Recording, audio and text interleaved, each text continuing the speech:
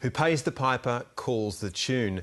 It's a proverb that fits one view of financial planners like a glove, and industry seen as working for commissions, not clients. So laws to reform financial advice are going before Parliament.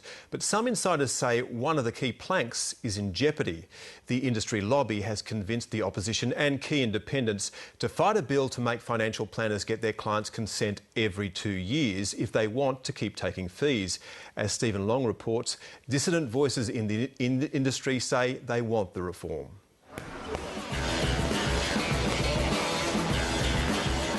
It's a battle for independence. Go again. 1, 2, hook, puff. Good, again.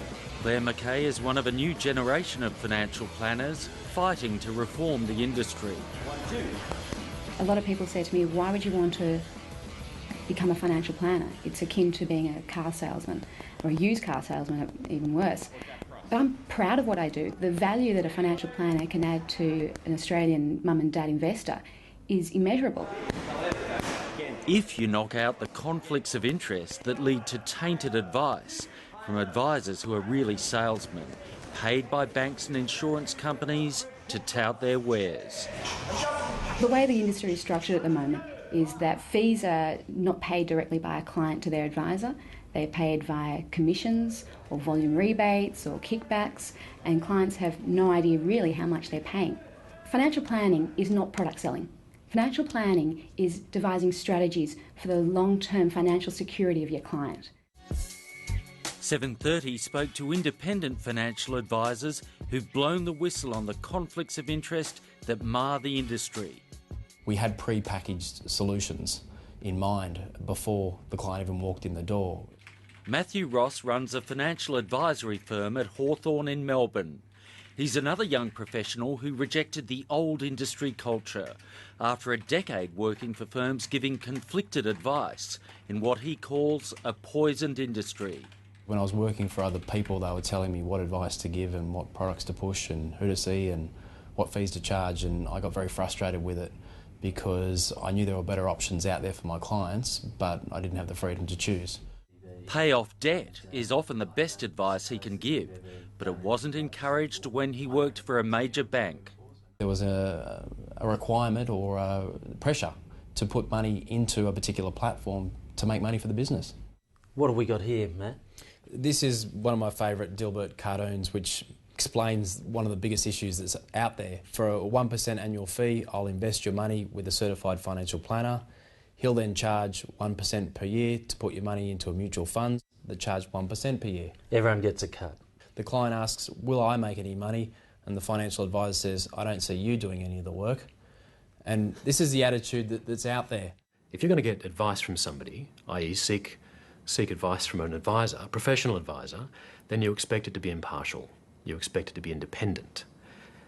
The problem I think that the financial planning industry per se has at the moment is that it is wanting to behave in some ways like a sales outfit and yet be regarded as a profession.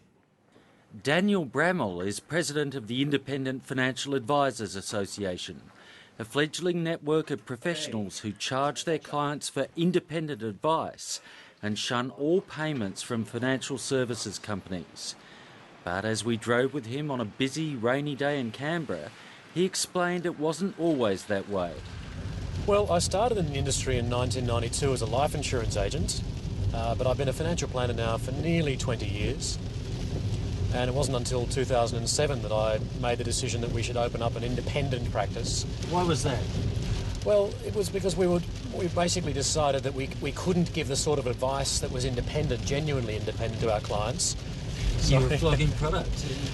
Yeah, effectively we were flogging product rather than actually giving genuine advice. This poacher-turned-gamekeeper advised the government and the corporate watchdog ASIC on professional standards and ethics for financial planners, and he helped influence legislation now before Parliament, which aims to curb conflicted advice. For new clients, not existing ones, the financial advice reforms would ban commission payments to planners for selling financial products, impose a fiduciary duty requiring financial advisors to put the best interests of the client first, and make them get a signed agreement from the client every 2 years if they want to keep charging fees, a practice known as opt-in. It's a piece of redundant legislation that's overkill, that's putting red tape in the way of clients dealing with their financial planners. It's an extra burden that consumers don't need to bear. The Financial Planning Association supports most of the reforms and has opposed commission payments to planners for years, but it's firmly against opt-in. Nowhere else in the world are consumers forced to renegotiate their contract with their financial advisor every year or every 2 years. It shouldn't be to a government to interfere in the contract that a client has with their professional. I mean, that's just taking legislation too far. The purpose that opt-in serves is to ensure that financial planners earn the fees they charge. How can that be a bad thing? To see why some old-style planners detest opt-in, you need to understand the business model. Many firms rely on what's known as passive income, servicing some clients, but taking an ongoing cut of other people's super or investments while giving them little or no service. For a long time, financial planning has been a passive income opportunity. That's the reason why a number of accountants have moved into it. They've seen it as money for jam. Getting paid money for nothing. Correct. Many of these businesses have more clients than they actually see day to day, and they'll prioritise their clients in A, B or C and only deal with the A's, leaving the B's and C's, who are long since forgotten, to languish, having their accounts deducted by fees for services that they're largely not receiving.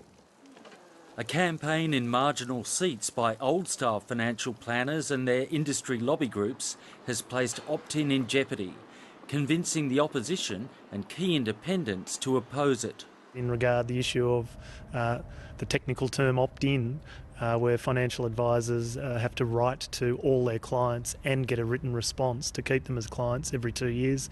I think there's a bit of personal responsibility required, a bit of buyer beware like in any market, and so I think that one element is a bit of overreach, but 95% of it, and what is a broad package, is very strongly supported. How can you support a situation where financial planners can get paid money for nothing? Because if they don't have to renew the relationship with a client every 2 years, they can keep on extracting fees while providing no advice. Personally, I don't think a letter every 2 years to lock in a client and say, are you satisfied with me, does the job. I think it's full fee disclosure plus the best interest test that does that. I think all we're adding is an administrative burden and chasing up clients around the edges when really no other market that I'm aware of has that similar standard. I don't get it. There's a complaint that it's going to increase costs. I don't see where. If I have to see my client regularly to discharge my services anyway, then it doesn't create an administrative burden to have them sign a piece of paper saying, yes, you're still hired. What will it mean for firms that have had that passive income if you don't have opt-in? It means that it's business as usual. There's no change. There's no requirement to talk to their clients on a regular basis about the services they're providing and the fees they are charging. And if we are striving towards professionalism, which as a young financial planner I want, then there comes obligations with that. On opt-in, these purists may not be on the winning team, but the fight for independence has only just begun. Stephen Long.